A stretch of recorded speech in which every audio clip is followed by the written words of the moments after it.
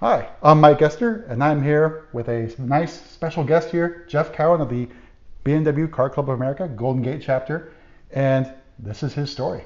Indeed. So my story with BMW Car Club starts when I am 17 years old. Okay. My dad comes home with a then vintage 73 2002, Ooh. and I was 17 years old, and I'm like, what is this ugly shoebox thing? Didn't really know anything about it. Right. And then I took it for a drive and went, oh, yeah. In fact, I was out You for made the O face. I made the O face, yes. Even at 17, not knowing really much about anything, Yeah. how cars should be or whatever, I just felt there So was something basically, special. you fell in love with the brand right there. I did, yes. And then, of course, my dad put me through the Golden Gate chapter car control clinic. So that's really what kind of started everything. And then that led to the car behind us. Oh, so let's take a look at this thing. So there's what the is story this? here. So this is a 1988 E30 M3. This actually belongs to a friend of mine. Okay. He's currently living out of the country, so the car is in my care. But what's relevant here is I owned one just exactly like this. So the same color and everything? Same color, same suspension stance, same interior color. So for 17 years, I had that car. So when did you buy it? Did you buy it new? I bought it used in 1994 when I was 24 Okay. years old. So not too long to get your first real owned BMW, and then you start. Exactly. Why not jump in and get an M3?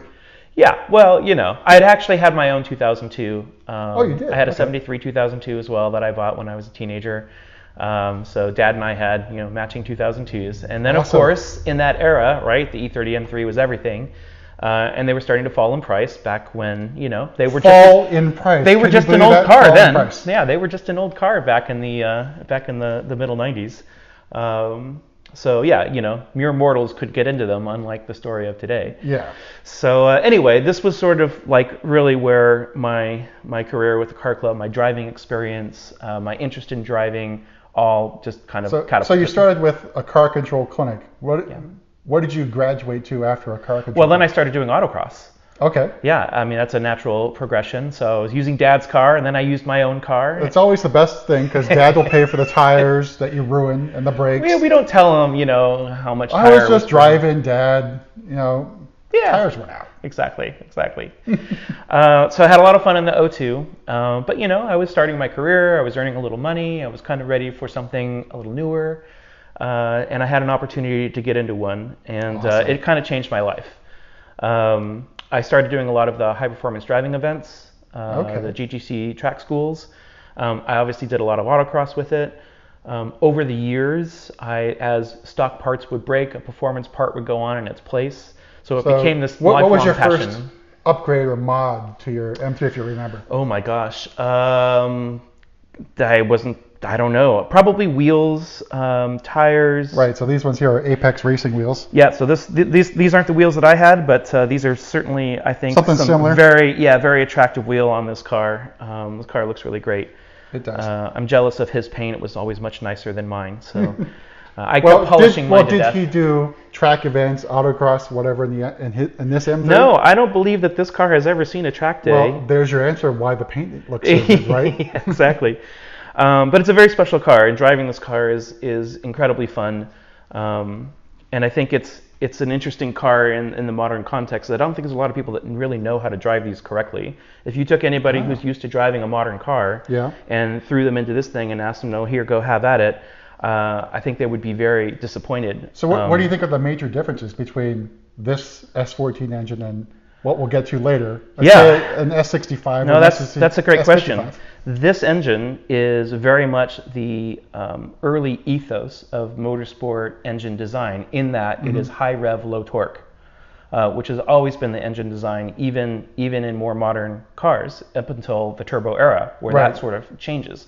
So prior to turbo era and all the naturally aspirated era, high rev, low torque was the name of the game. And there's not a better example of that because this thing makes no power below 3,500 RPM. How much does it rev to? Do you remember? About 7,500 RPM. Okay, Depends on where you want to go, good, which is pretty good for a four-cylinder, four-valve, four-cylinder engine. But you really have to spend all of your time up in the very high revs, and people aren't, in the modern context, accustomed to that kind of noise, to revving a car and working it that hard and keeping it in that rev zone like all the time. That is when the car becomes suddenly fun, fast. Right.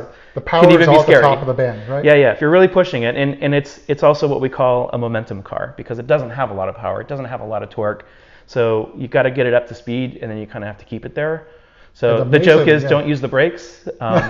Obviously, you have to use the brakes at some Yes. point, but then you also have to like quickly shift down, keep the res back up, and get out of the So corner. basically, it takes a lot of skill to drive the car really, really well. It takes a lot of attention. Yeah. It takes a lot of attention to drive the car really well. I think anybody can learn the skill if you understand the mechanics, you understand how the engine curve, the power curves work. That's what's made it the most decorated touring car of all time.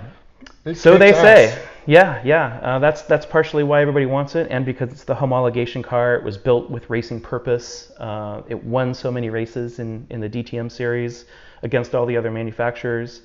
So it's very special for a lot of different reasons, Right. but also to me because of all of the time that I spent with it, 17 years of wringing it out, and it became my dedicated autocross and track car in those later half of those 17 years. So it was my street car early because it's all I had, Right. and then I was able to get other cars, and then it just became the fun toy car, and it was fantastic. It's It really gotta be a is. fun car, yeah. It really is an ideal like track and autocross car. It's kind of a terrible street car. You know, it's harder to drive. You can't always be in the high rev range. You know, Right. Yeah. Story of. it's just a many little bit BMWs. compromised, right, on street. Yeah. But in its element, it's perfect. So I'll not say anything disparaging about it. I don't think you can really say anything disparaging about this car. It's what started Yeah. everything. And It's what probably started everything. Everyone's love for a BMW, if not the 2002, came Yeah. from this car. It did, yeah, for sure. And that, of course, led to the future. So why did I have it for so long? Yeah, 17 years. So, Obviously very attached to what this car Yeah. did and how I fit in it and all the things that I had learned how to make it sing and go and all the pleasure that it brought me. So as all the new M cars were coming, you know, the E36 era, the E46 era, you know, the E90 era and so on, I kept kind of waiting because the cars got bigger, they got heavier, they got more powerful. Absolutely. And as an instructor with Golden Gate chapter for the driving school program, I actually had a lot of seat time in all of these other cars, just sitting in the right So seat, it coaching sort of people. planted the seed. Well, maybe I should start considering something newer. Yeah, absolutely. I mean, Okay. I loved the E36. I loved the E46. And then I started, you know, 2008, 2009 timeframe when the E90, E9X cars came out. I really liked those cars. But of course, they were the biggest of the Well, cars. then the biggest, yeah. Then the biggest. Yeah. I guess technically still the heaviest, considering the F8X cars are lighter than this one. Well, yeah, that's Yeah. comes with the carbon fiber and some other Yeah. lightweight savings. Yep. So my good fortune was that I had a number of students who were really, really good drivers in the experienced advanced group, and so Right. I got the pleasure. So if you go to an HPD event, try and get Jeff as instructor, because the feedback I've heard from everyone I've talked to has had you as instructor is fantastic. Like you've trained some of the basically a lot of the instructors here, and Yeah. they're all fantastic. It's really a testament Yeah, to the whole Jeff. club is great. Like Yeah. all the instructors in the car club are fantastic. Yeah, it sounds like I'm singling you out, but yeah, they're all fantastic. Yeah, they're all fantastic. It's nice to be part of that club, if you will. Yeah. But having spent a lot of time in the right seat when the car was being really driven, it kind of really woke me up to what the capability was of the E9X platform, and it started getting the gears going. Okay, so when was this? So, This would have been, well, I mean, it started, 2008, 2009 as the car Right, started as it coming come out, out. just here and there instructing and getting the opportunity to be in the car. But for me, I think it was really early 2011, mid 2011. Okay. I was at a button willow school, being driven around by a student driver with R-Comp tires on the E90. The car was stock otherwise. And she couldn't tell, but in my helmet, every time she'd take off and blast out of a corner, the big smile, right? I would just go. Listen, But I didn't want to let her look in, what I'm and that I was, kind of like I'm trying to maintain, my instructor status and not get too involved in all the things I was feeling. So anyway, that kind of flipped the switch, and then I started the planning mode. And of course, we knew 2011 would be the end of production for the E90 sedan. Right. The coupe would continue on for I think another year. that was the end of October 2011. So it was Yeah, it's actually October a long was- model year, because I think Yes. it started March of 2010 for the 2011. Yeah. When, 17 months? Yeah, it was Yeah. it was a long model year. So maybe we should step over to to that. So that now part we're of the going to story. jump forward in time here, right? So Yes. like Back to the Future Part 2. Ooh. All right, so this is an Interlagos Blue E90 M3 competition package. Correct. Now, we looked this up. So this is, of all the cars, there are only 1,200 and so competition package E90s, because there's only one model year for them. And then we found out this is one of 186 Interlagos Blue E90 LCI. So we don't know America. In North America. In So North we don't know America. the breakdown of Interlagos Blue and competition package, but you figure it's got to be pretty low. Right. Because it's such a rare color. Yeah. And then I think the other cool thing about this car is like it's probably the last, if not the last, or excuse me, one of the last, if not the last, Interlagos Blue E90 M3s built, because it was built when? This was built the first week of October 2011, which is the last month of production. Yeah. So there were only 3 more weeks after this for building these cars. So it's a little hard to say, how many. It's probably and the when, last. but Probably the last one. one of the last. Yeah. I think we can safely But say yeah, that. super rare color. And as you combination. pointed out, it makes it more rare than a 1M, That's true. of 'cause which there was 740 700 came to something, North yeah. America. So there you go. And even rarer than the M4 GTS here in the I States. suppose so, yeah. So anyway, this car I absolutely adore, and it was. I kind of joke that it was. But so let's step back. So you ordered it new, obviously. I did. So did you? And you probably custom ordered it, right? I did custom order it. Yeah. As I thought about it, this was actually my first entirely new car. All of my other cars I had bought secondhand. Why take the depreciation hit, right? Trying to be a smart consumer.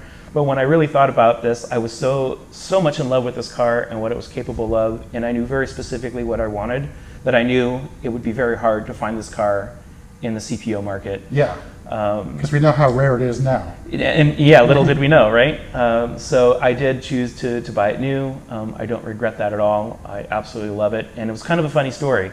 So this was mid-2011 that I had the bug to start the And just remember, committal process. So end of production, end of October. End of October. So here we are in August timeframe of 2011. I'm at the Monterey Historic Races and hanging out with the BMW CCA crowd. Yeah. And just being part of that volunteer team, we had the BMW M brand manager for BMW North America at dinner with us, and I was telling him, hey, I really like this I'm going to order one of these cars. And his eyes go really big, and he almost goes a little bit white in the face, and he says, wait a minute, you don't have an order in already? Oh. And I'm like, well, no, I mean, end of production is October. I don't know how production works, right? I've never bought a new car. Or you just call up your dealer and say, yeah, I want one of these, right? Yeah, yeah, that's simple. No, apparently not. Yeah. So he had to explain the allocation process, how dealers have allocations to order cars. And because we were so close to end of production, he was actually worried that I might not be able to get one. so there might not have been an allocation available anywhere in the U.S. Yeah. So that evening, my buddy Ian Dunn, who's also a member of the Golden Gate chapter, we went back to the hotel. He fired up the laptop, went on to a forum, found a dealer that had an allocation. We ordered the car that night. Amazing. Yeah. So it was all in at that point, and there was no going back. Exactly. Yeah, it's great. I love it. I've had Dynan do all the suspension, so it's got... Oh, yes. Let's go around the back here. So Yep. I know there's a very special badge here. Special badge. Yep. So as I know, and some maybe people don't know, is you just don't get a Dynan badge. You have to have a certain amount of work done to the car to get that. Yeah. You can see the exhaust down here, which is fantastic. So the engine and drivetrain are entirely stock. The work that Dynan did was just in the muffler because it makes it sound like a proper grunty V8, which I love, and I get so many compliments on the sound of this exhaust. Then I had all the suspension work done. So because I wanted to track the car, I did drive it stock for about a year and a half, 2 years, and then I had an opportunity to start making some changes. So.